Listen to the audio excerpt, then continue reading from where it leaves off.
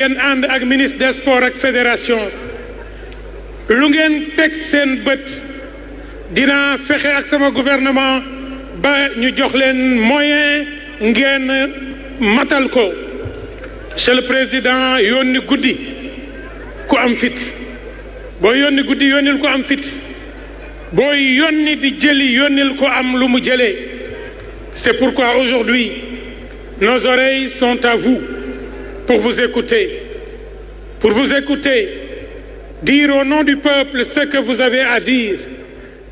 Je n'ai pas à vous donner la parole, Monsieur le Président de la République, parce que vous avez déjà nos voix.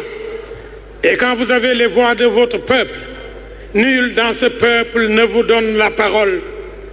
Et je vais juste emprunter au pulaar cette introduction. Ñiwa ala gaynako. Tous les animaux ont un berger, sauf l'éléphant. Vous êtes l'éléphant qui nous porte chance. Monsieur le Président, jig nga ñu. Alors nous vous écoutons, nous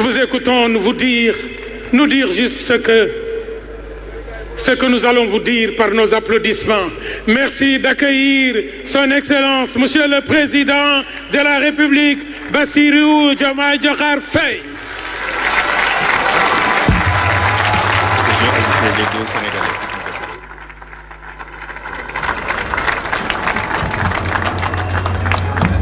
Merci beaucoup.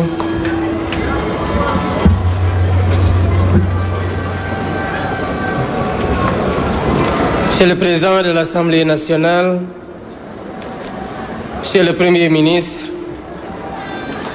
Madame le ministre de la Jeunesse et des Sports, Mesdames, Messieurs les membres du gouvernement, Excellences, Mesdames, Messieurs les membres du corps diplomatique, Monsieur le Président du Comité national olympique et sportif sénégalais, Monsieur le Président de la Fédération sénégalaise de football, Mesdames, Messieurs les membres de l'encadrement administratif, médical et technique, cher Pape Thiaw, sélectionneur national, cher Khalidou Koulibaly, capitaine de l'équipe nationale, cher Lion de la Teranga, vaillant supporter de l'équipe nationale, partenaires et amis de la presse, honorables invités, Mesdames, Messieurs.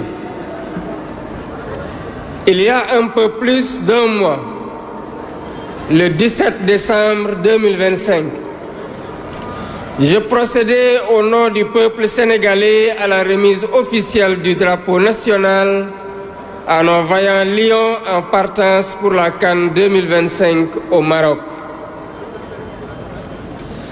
Ce fut un moment fort de communion, d'engagement de patriotes, prêts à relever les défis et à hisser encore une fois le drapeau national au sommet du football africain. Vous avez respecté cet engagement tout au long de cette compétition par votre courage, votre détermination et votre sens du sacrifice individuel et collectif. Lors de ma première sortie pour communier avec les Sénégalais venus célébrer votre sacre devant les grilles du palais présidentiel, je déclarais que nous avons vu des hommes de devoir sur le terrain, des patriotes qui ne se battaient pas pour un titre ou pour un palmarès, mais qui se battaient pour notre honneur et notre dignité. Vous avez fait preuve d'une combativité sportive exceptionnelle, d'une résilience hors du commun et d'un mental d'acier. Et c'est en cela que votre sacre est historique, au regard des émotions et des épreuves endurées tout au long de la compétition, particulièrement lors de la finale de cette CAN. La liesse populaire qui a suivi votre brillante victoire sur toute l'étendue du territoire et en dehors du pays, et l'accueil chaleureux que le peuple sénégalais vous a réservé sont des marqueurs sociaux de notre reconnaissance et de la joie immense de nos compatriotes. Aujourd'hui, vous êtes de retour et cette mission est pleinement accomplie. Chers Lions, votre parcours dans cette Coupe d'Afrique des Nations n'a pas été simple. Il a été âpre, il a été disputé, il a été exigeant. Chaque match a été un combat, chaque victoire a été construite, maîtrisée. Vous avez affronté des adversaires de haut niveau, dans une compétition où rien n'était donné, où tout se gagne. Et dans ces moments où la fatigue pèse, où la pression s'installe, vous avez tenu, vous avez été résilient. Vous avez tenu parce que vous avez fait le choix du collectif. Vous avez épousé l'esprit d'équipe. Parce que chacun a accepté la place qui lui était dévolue, joué son rôle pleinement et assumé toute sa responsabilité. Parce que l'intérêt commun prime toujours sur toute autre considération. Vous avez tenu par la discipline, par la solidarité et par la maîtrise de vous-même. La finale que vous avez remportée restera comme un match de référence, intense, engagé, disputé jusqu'au bout. Un match qui exigeait à la fois du talent, vous en avez montré, de la lucidité, vous en avez fait preuve, et une force mentale exceptionnelle que vous avez démontrée.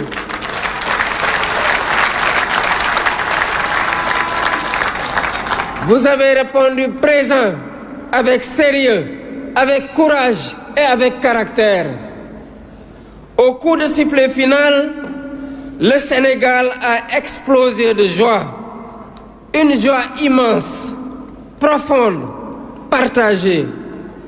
Une joie née de l'effort consenti, du chemin parcouru, de la certitude que cette victoire est méritée.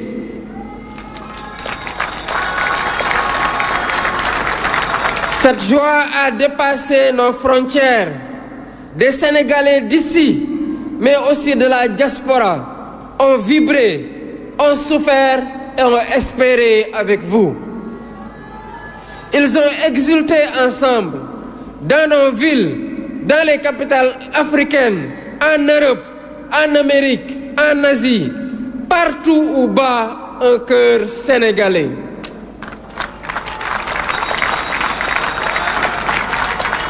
Ce soir-là, le Sénégal n'était pas seulement un pays victorieux. Il était un peuple rassemblé autour d'un même élan, d'une même fierté, d'un même objectif atteint par l'effort partagé. C'est le moment de remercier toutes les personnes, toutes les personnalités, très nombreuses à travers le monde, qui ont célébré avec le peuple sénégalais cette magnifique victoire. Chers joueurs, en remportant ce titre continental, vous avez offert au Sénégal une nouvelle étoile. Mais au-delà du trophée, vous avez offert un repère pour notre jeunesse, à qui vous avez montré que les objectifs les plus ardus ne sont jamais hors de portée lorsqu'on avance ensemble.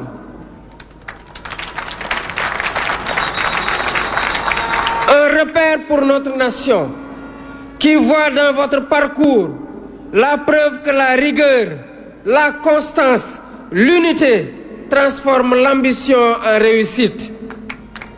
Vous avez gagné avec sérieux, vous avez gagné avec respect, vous avez gagné sans jamais perdre le sens de ce que vous représentez. Et je tiens ici à adresser mes félicitations appuyées à l'ensemble des joueurs sans exception.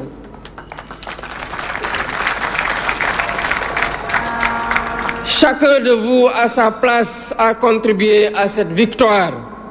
Chacun de vous a été un héros de cette campagne parce que chacun de vous a accepté de se fondre dans un collectif qui est plus grand que lui. Je veux saluer également le travail remarquable du sélectionneur Pape Bouna Thiaw.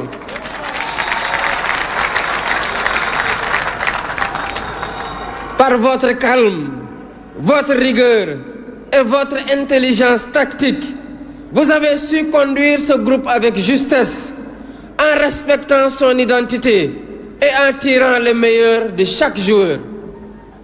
Vous avez montré qu'un leadership fondé sur la clarté, l'écoute et la méthode permet de construire un collectif vers le plus haut sommet. À travers vous, je salue le travail de l'encadrement technique qui vous accompagne. Je félicite le président de la Fédération sénégalaise de football, Abdoulaye Fall, ainsi que l'ensemble des dirigeants, techniciens et personnel administratif pour la qualité du travail accompli. Cette victoire est aussi celle d'une organisation patiente, d'une vision partagée et d'un engagement constant au service du football sénégalais. Je salue l'action de Madame le ministre des Sports, Khady Gaye, et de l'ensemble du gouvernement sous la conduite du Premier ministre Ousmane Sonko pour l'accompagnement, le soutien et les investissements consentis en faveur du sport, convaincu que le sport, lorsqu'il est bien encadré, est une école de discipline, de dépassement de soi et de cohésion nationale. Dans cet élan, j'associe le ministère de l'intégration africaine, des Affaires étrangères et des Sénégalais de l'extérieur à travers son Excellence Madame l'ambassadrice du Sénégal au Maroc, présente et engagée à toutes les étapes aux côtés de notre équipe nationale.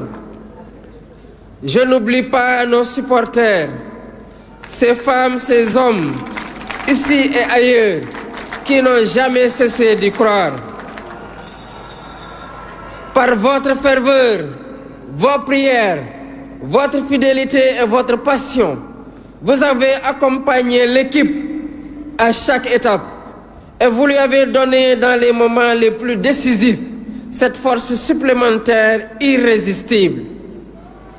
Je salue l'énorme travail accompli par la presse sénégalaise qui a accompagné notre équipe nationale, informé positivement l'opinion nationale et internationale et apporté sa pierre à cette formidable réussite que nous célébrons aujourd'hui. Chers compatriotes, permettez-moi enfin d'avoir un mot particulier pour un homme. Un joueur dont le parcours, l'attitude et le leadership forcent le respect. Un joueur qui, par son talent, mais surtout par son sens des responsabilités, a marqué cette finale et cette compétition. Sadio Mané est aujourd'hui bien plus qu'un joueur.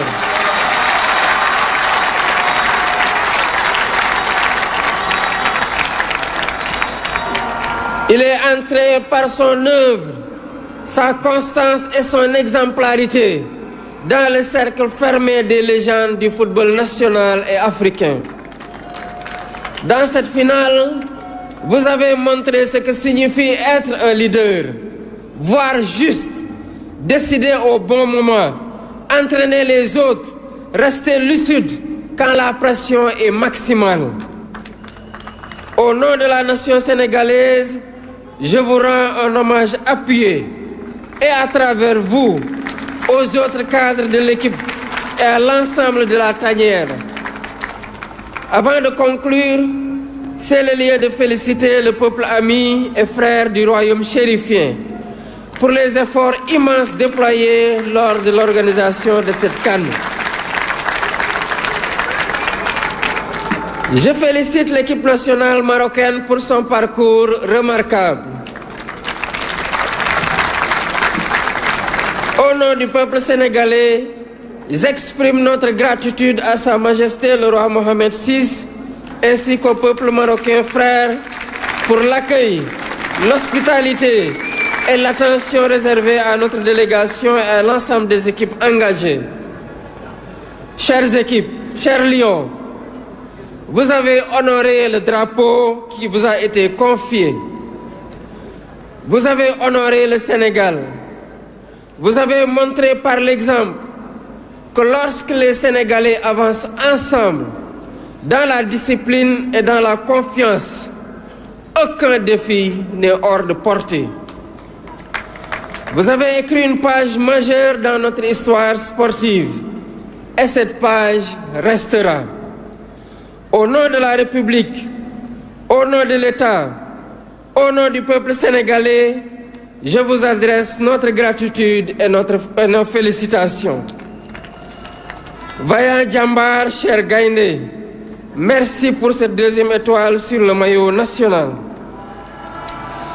Je rends un hommage à Aïda Faye Samb, étudiante sénégalaise décédée le 3 janvier dans un accident de la circulation au Maroc. De même qu'à cher Charles Diouf. Cher Lion, je vous souhaite bon retour dans vos familles et vos clubs respectifs. Bon rétablissement à tous les blessés et souffrants. Que Dieu vous réserve d'autres victoires africaines et mondiales. Vive les Lions de la Teranga, vive le sport sénégalais, vive la République, vive le Sénégal. Merci, la République. Merci de rester à vos places, s'il vous plaît. Merci de rester à vos places, s'il vous plaît. Je voudrais profiter de cette occasion pour informer le peuple sénégalais qu'en leur nom et à mon nom, j'ai offert à chaque lion ici présent 75 millions.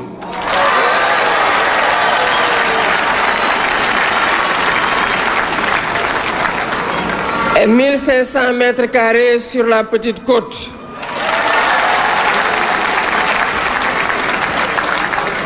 Aux membres de la fédération, 1000 mètres carrés et 50 millions. Aux autres membres de la délégation, 500 mètres carrés et 20 millions, toujours sur la petite côte.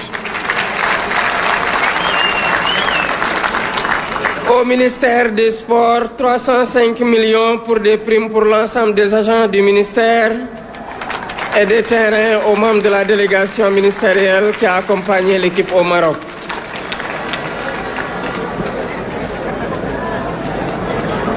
Mbokki Sénégal, yàggul dara daanaka matul weer ñu joxoon suñu gaynde yi raaya gi ñuy dem Maroc. sas leen sas gu rëy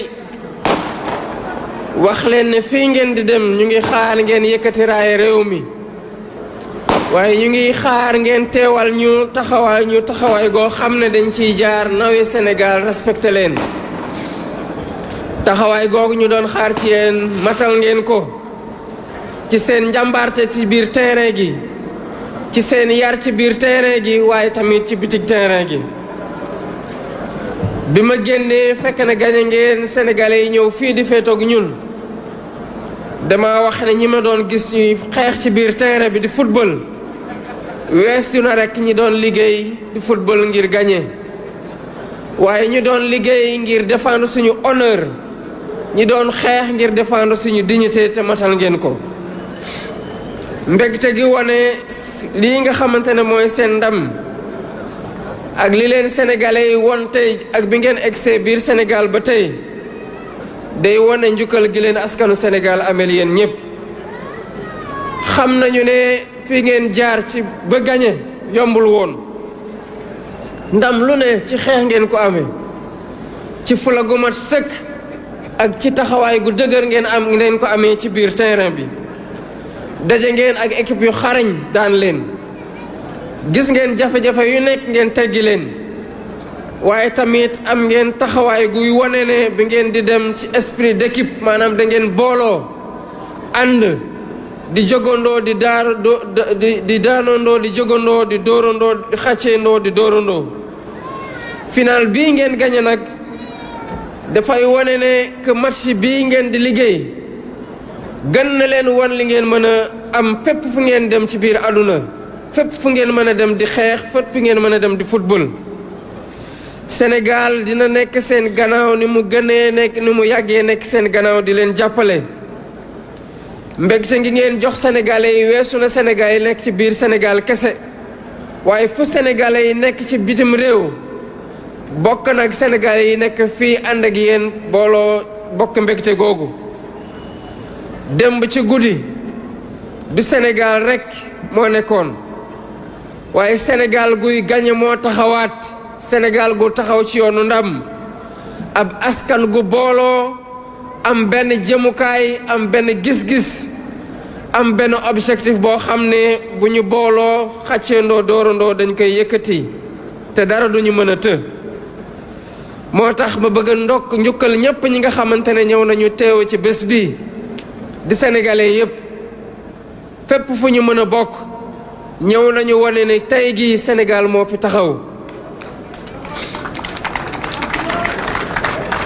kon weesu na li ngeen ñu jox weesu na rek coupe wane ngeen ñu ne que ndaw ñi jox ngeen leen repère, jox ngeen ndaw ñi won leen nekk objectif yu gën a kawe mën lañ ko atteindre bu fekkee ne ñun ñëpp booloo nañu di ko jëmandoo uti ji.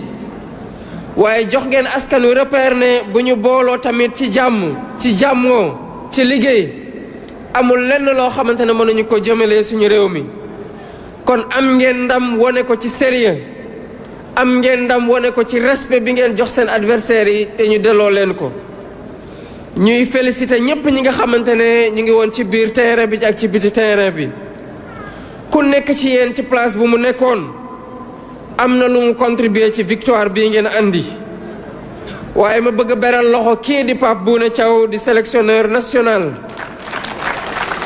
wane ci dalam, wane ci rigueuram, wane ci xarañteefam ne groupe bii mu tabax nii respecter identité de jeu, joueur bu nekk mu am lu mu jële ci yow mu bokk mu am luy contribution am ci luy andi ndam ni mooy leadership ak gis-gis gu leer ak déglu ak méthode moo ñu ko may. di féliciter le président de la fédération sénégalaise de football di Abdoulaye Fall ak dirigeants yépp ak techniciens yi ak personnel administratif yi ci liggéey bi nga xamante ne jur na ndam lii ngeen andi tey. waaye di jaajëfal bu baax madame le ministre de la jeunesse et des sports ak gouvernement bi yépp ci njiital Ousmane Sonko di premier ministre ci taxawaay gi ñu taxaw équipe bi ci bu ñu jógee Sénégal ba tey ci investissement yi ñu nekk di def ci football bi ak ci sport bi ci façon générale te fas yéene ko wéyal. waaye tamit di jaajëfal bu baax kii di ministre de l'intégration africaine, des affaires étrangères et des Sénégalais de l'extérieur à travers madame l'ambassadrice du Sénégal au Maroc bi taxaw équipe bi taxaw supporters yi waaye taxaw ñëpp. fàttewuma tamit supporters yooyu di ay jigéen di ay góor di fii ak feneen nekk di pousse jusqu'à la dernière seconde ci finale bi ànd ci gëm-gëm gu mat sëkk bu ñuy pousser équipe bi ba fu mu yem tey. di sant bu baax di rafetlu liggéey gu am solo bi tamit suñu journalistes yi def fee ci Maroc ak fii ci biir réew mi gunge équipe nationale bi joxe information yu leer yu dal xel ba lépp loo xamante ne xew na foofu ak fii ñu xam nu mu demee muy seen contribution ci ndam lii ñu am tey. waaye balaa may jeexal dama bëggoon rek mbokki Sénégal ngeen may ma beral loxo kenn ci ñi nga xamante ne ñoom la ñuy sargal tey muy kenn koo xamante ne ci pas-pasam ci taxawaayam ak ci attitude am dafay nekk koo xamante ne ku ko gis may ko cër gu mat sëkk ndax loo xamante ne loolu la taxawee ci jël responsabilité am marqué nag final bi di Sadio Mané.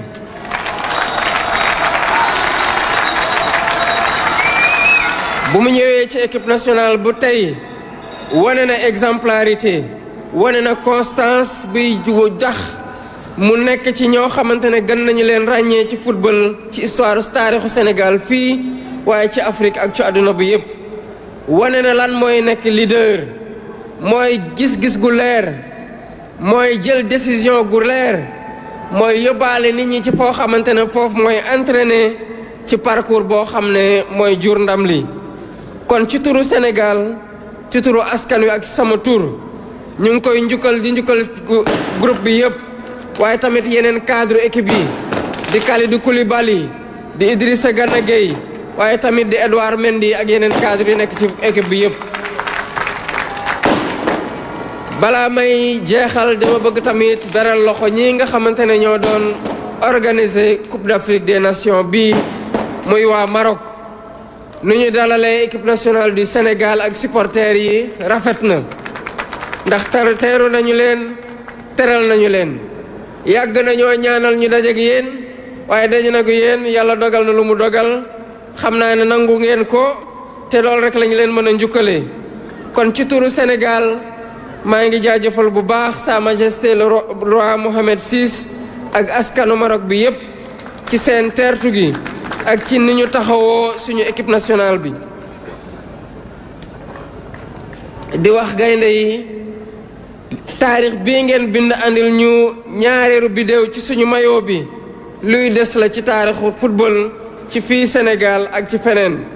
kon ci turu Sénégal ci turu askanu Sénégal ak ci sama tur maa ngi leen di jaajëfal bu baax di leen ndokkali di leen sant bu baax a baax a baax. di ñaanal nag ñooñu nga xamante ne ay wéy dawlu nañu demoon supporter ji yàlla moomee leen foofu kenn ki di Aïda Samb Faye Samb di étudiante Sénégal foofu ci Maroc waaye tamit keneen ki di Cheikh Charles Diouf wàññeekoo foofu ci Maroc. kon gaynde yi ñu ngi leen di ñaanal ngeen delluwaat jàmm ci seen njaboot delluwaat jàmm ci seen club yi di leen ñaanal saison bu baax ngeen yàlla musal leen bu baax a baax. ñii nga xamante ne amoon nañu lu leen métti wala ñuy xaw a tawat yàlla may leen wérgu yaram ñi gaañu yàlla yëkkatiwaat leen bu baax asalaamaaleykum wa rahmatullah.